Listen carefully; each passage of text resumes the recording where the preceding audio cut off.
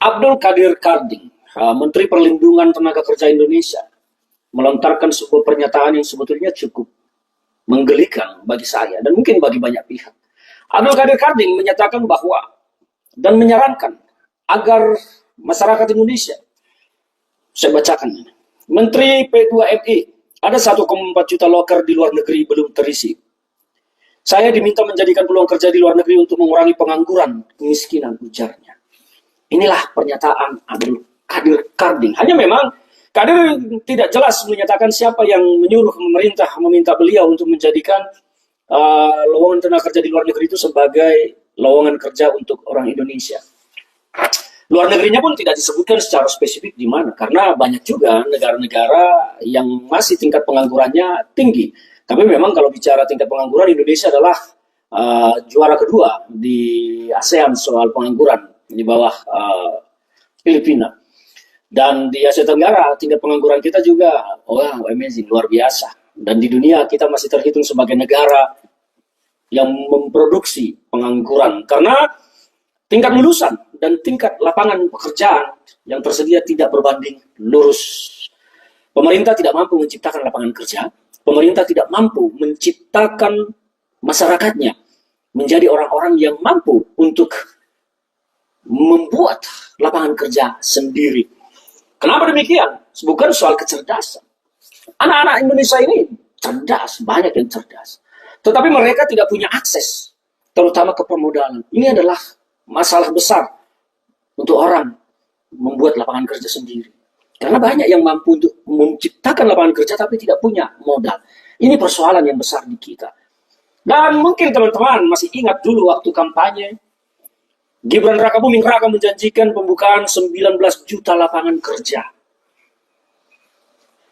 19 juta lapangan kerja kalau 5 tahun itu artinya kalau dibagi 5 tahun itu berkisar 3 juta lebih per tahun.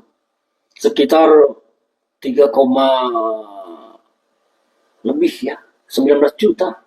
3,5 juta. Per tahun 3,5 juta lapangan kerja. Itu adalah kalau benar terjadi, akan menjadi sebuah sejarah spektakuler penciptaan lapangan kerja di sebuah negara. Dan faktanya sampai sekarang sudah mau memasuki bulan ke-8 pemerintahan ini, tidak ada investor yang datang ke Indonesia untuk membuka industri atau manufaktur atau apalah berbisnis di negara ini yang akan menyerap lapangan tenaga kerja. Yang datang hanya soal sumber daya mineral, sumber daya alam kita. Itu jumlah tenaga kerjanya tidak seberapa. Dan paling konyol juga, Gibran ini janjinya hampir sama dengan bapaknya dulu yang bernama Joko Widodo. Pernah menjanjikan 10 juta lapangan kerja, tapi sampai hari ini 10 juta lapangan kerja itu entah di mana berada. Kalau kita bilang pembohong nanti kan tidak diterima. Oke lah, kita anggap gagal lah menyelesaikan janjinya. Ya. Nah sekarang Gibran mengulang janji itu.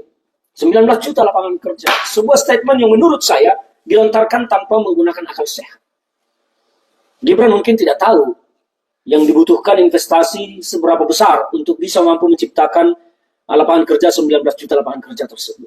Gibran tidak tahu itu, karena memang Gibran sebetulnya tidak tahu apa-apa sih.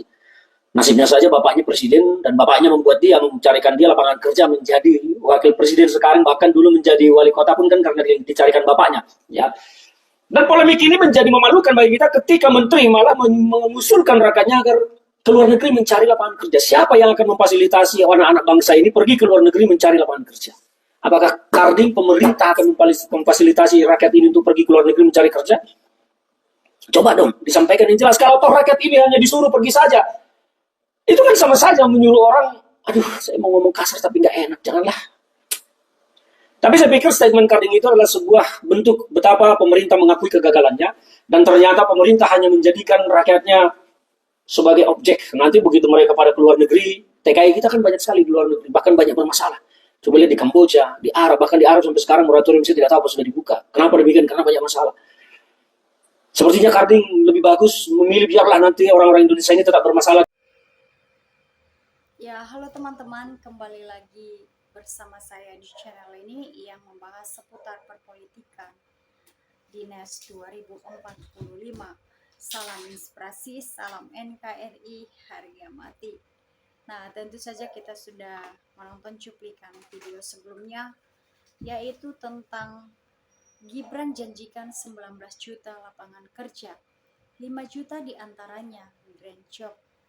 Menurut Gibran, janji itu bakal terwujud jika agenda hilirisasi, pemerataan pembangunan, transisi menuju energi hijau, ekonomi kreatif, dan UMKM bisa. Ya, ini ada berita dari tempo.com Jakarta. Saya akan membacakannya agar kita sama-sama menyimak dan memahaminya satu sama lain. Calon Wakil Presiden nomor urut 2 Gibran Rakabuming Raka berjanji akan membuka 19 juta lapangan kerja. Dengan 5 juta diantaranya merupakan grand job atau pekerja ramah lingkungan. Dia mengucapkan ini dalam pemaparan visi misinya di debat Cawapres di Jakarta Convention Center atau JCC Senayan Jakarta Pusat Ahad 21 Januari 2024. Menurut Gibran, janji itu bakal terwujud jika agenda hilirisasi, pemerataan pembangunan, transisi menuju energi hijau, ekonomi kreatif, dan UMKM bisa dikawal. Insya Allah akan terbuka 19 juta lapangan pekerjaan untuk generasi muda dan perempuan. 5 juta diantaranya adalah grand job, ujar Gibran. Wali Kota Solo itu menjelaskan, grand job adalah peluang kerja di bidang pelestarian lingkungan. Menurut dia, grand job adalah tren peluang kerja masa kini dan masa depan. Perihal hilirisasi sebagai salah satu agenda yang membuka 19 juta lapangan kerja, Gibran mengatakan harus dilanjutkan dan cakupannya diperluas. Tak hanya hilirisasi, tambang dia mengatakan hilirisasi harus dijalankan di sektor pertanian, maritim, dan digital. Dengan tanda kutip, intinya kita tidak boleh lagi mengirim bahan mentah, ujar dia. Dikutip dari ILO, Grand Job bertujuan mengurangi dampak lingkungan dari perusahaan dan sektor ekonomi untuk melestarikan lingkungan hidup. Ini melibatkan pekerjaan yang melindungi ekosistem. Ya, kalau kita lihat ini katanya janji untuk melindungi ekosistem, kita tengok Raja Ampat saat ini ya, yang ada tambang. Apakah itu akan melindungi ekosistem atau gimana? Oke, kita lanjut lagi. Mengurangi konsumsi sumber daya, dekarbonisasi ekonomi, dan mencegah limbah dan polusi. Namun ada pekerjaan yang pada dasarnya hijau namun tidak dalam praktiknya karena praktik-praktik yang salah menyebabkan kerusakan lingkungan. Bukti menunjukkan bahwa grand job tidak selalu merupakan pekerjaan layak,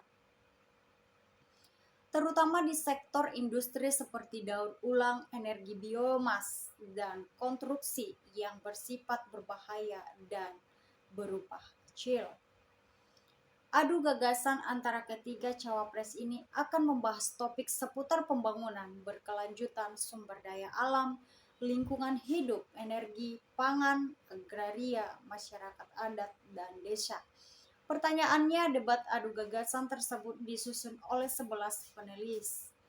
Adapun debat dipandu dua moderator yaitu Retno Pinasti, jurnalis SCTV, dan Cilivia Iskandar, wartawan Metro TV. Ya, sekian dulu yang bisa saya sampaikan dari berita tempo.com Jakarta. Jika ada kata-kata saya yang salah, mohon maaf. Salam inspirasi, salam NKRI, harga mati.